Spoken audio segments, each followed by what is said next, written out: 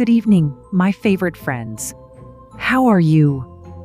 I hope your evening is going well. I have been having a most enjoyable day. Last week, I told you that a panth and I had decided to search my attic to see if any of the manuscripts I had carried back from other worlds had been lost up there. Well, long story short, there were several, but the one that leapt out at me first was scribbled in a worn notebook that looked, for all the world, as though it had been singed by flame. The writing within was in an ancient script that I think was called Enochian. Luckily, I learned that language when I was young, so I was able to translate the poem with minimal difficulty. Some words are challenging to translate into English. Still, my best approximation of the poem's title is Escape from Hell. Want to find out who is escaping and why? Well then, grab your flame-retardant blankets and your icy cool drinks. Make sure your fire alarms are charged. Get comfy and enjoy.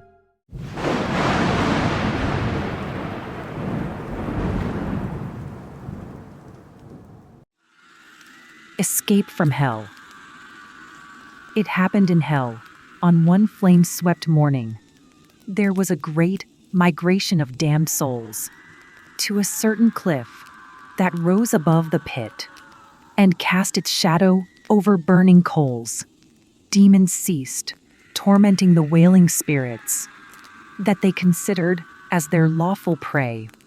If they were caught slacking, they might be punished. But no one wished to miss an escape day. The name, like most things in hell, was mockery. Each year, Satan himself declared the lie that any who could scale the red cliff of woe and reach the tunnel above would not fry. Instead, they descend to earth in their old form, as if reborn to humankind again, grasping at a second chance for salvation, while walking once more with their fellow men. The same challenge had occurred for centuries, and every time the people on the ground, as they hollered their screams and their derision, saw the two contestants plummet back down. Those who tried and failed were punished much harder than if they'd never climbed the cliff of woe. And yet, the hope of escape, the chance of hope, was a siren call.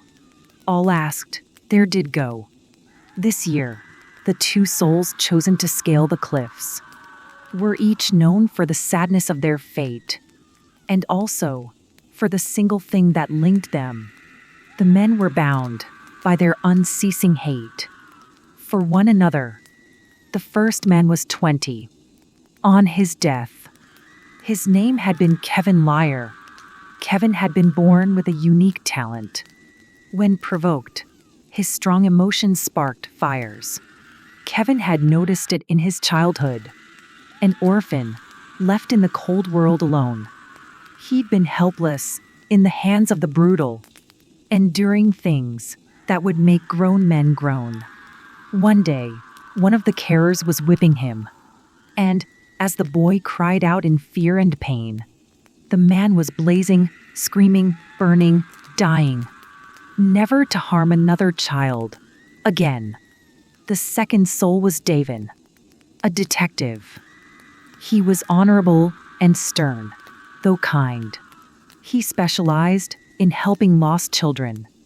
Those who were stolen, he'd follow and find.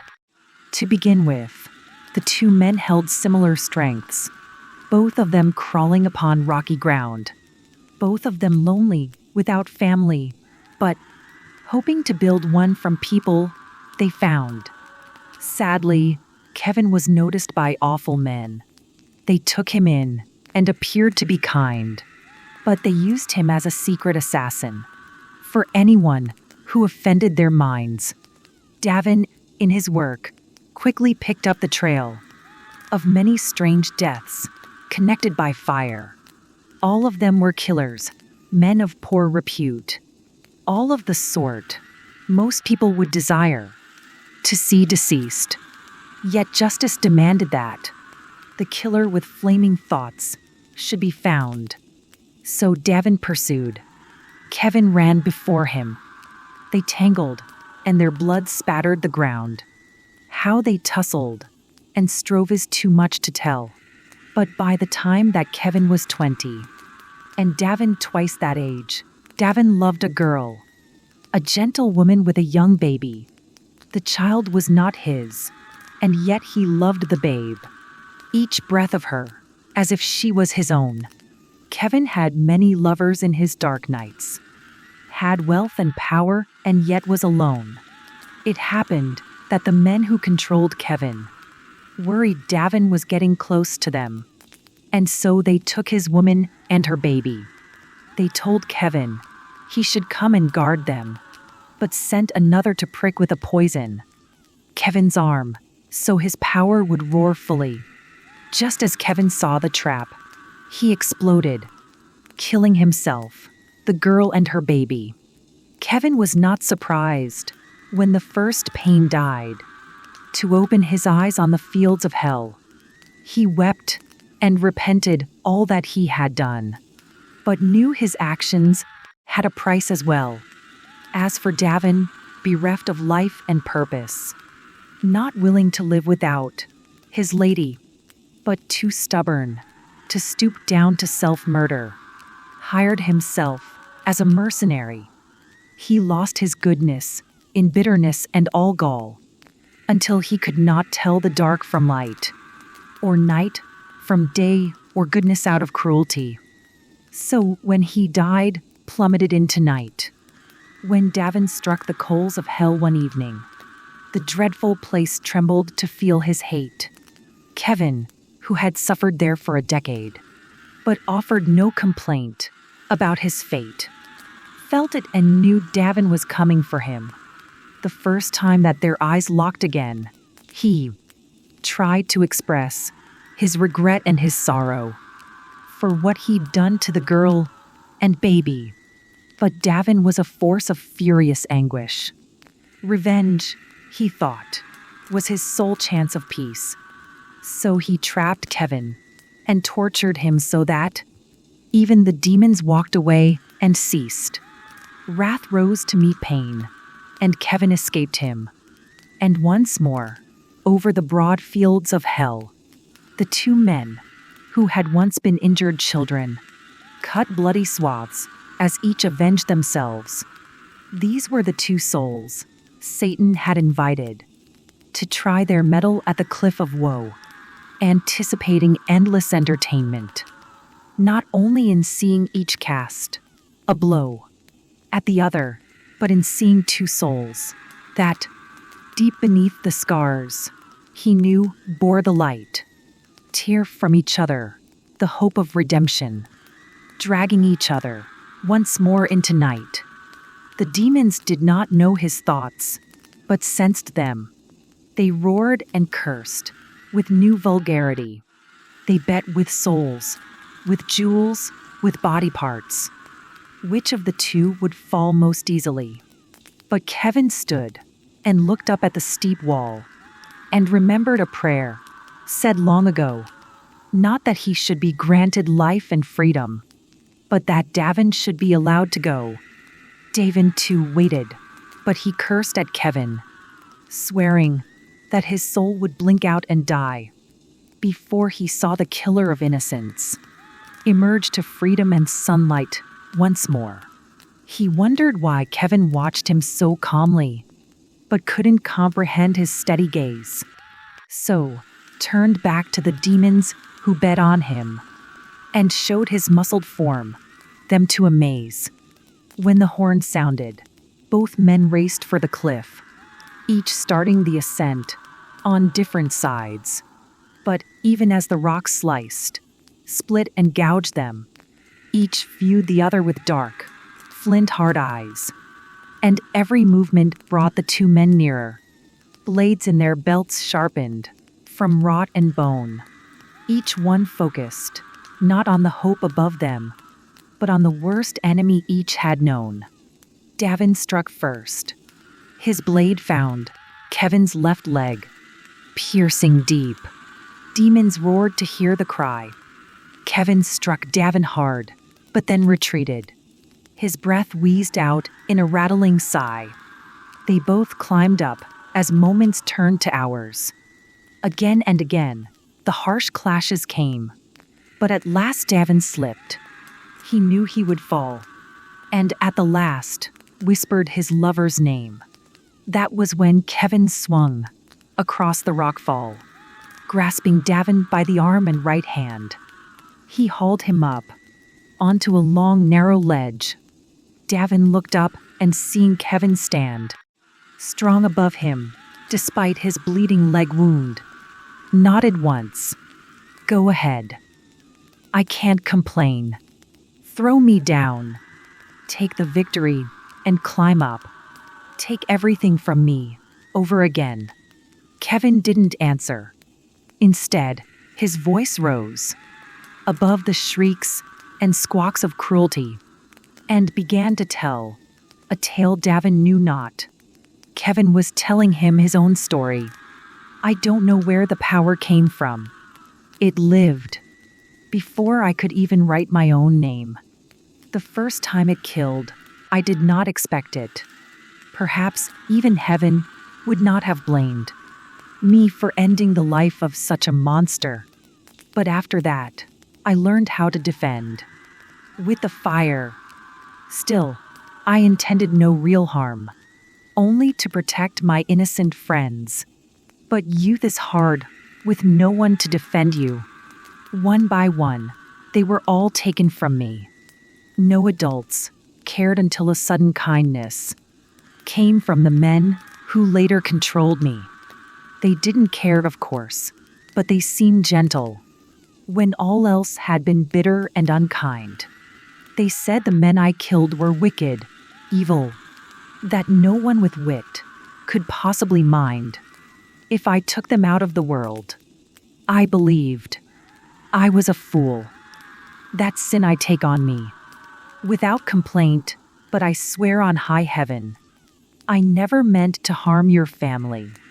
I had become a liability to the men who had gained so much through my flame. They slipped a drug into a cut in my arm that detonated me. I know you blame me for their dying, and I do not protest. Only know that I did not mean to do the thing that hardened your heart and trapped you here. And so I took this chance to come help you. You what? Davin spat from incredulous lips. I've watched this challenge play out every year. Nobody wins, because there are 6 places one man cannot cross. To me, it appeared that 2 could cross. Only one man can exit, and that is fair. Hell has its hold on me, and can keep me, but I will help you climb up to the world. I know that your family dwells there no more, but they're pure and good and gentle, not made for suffering like you and I. They are not here, and so they must be cherished and protected somewhere above the sky. So go and live as the good man in your heart. Remember what comes with cruelty and pain, and when your body yields to time's steady steps, you'll be with those I stole from you again. Davin stared at him. He hawked and then spat dirt. If you're for real, if you are speaking true, I'll take your help for Lena and Richa's sake. But when we reach the tunnel, I'll cast you down from the very top of the Cliff of Woe into the arms of the demons who wait. And then I'll forget you, and never after spend one moment's thought on your grisly fate. Agreed, Kevin said softly. The 2 rested. Then, together, they continued to climb. Each warned the other of thornbirds and rockfalls.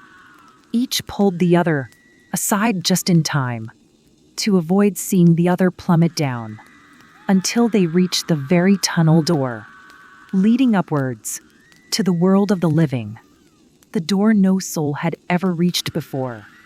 Go, Kevin said, trying to ignore the sound of Satan in his foul fury roaring.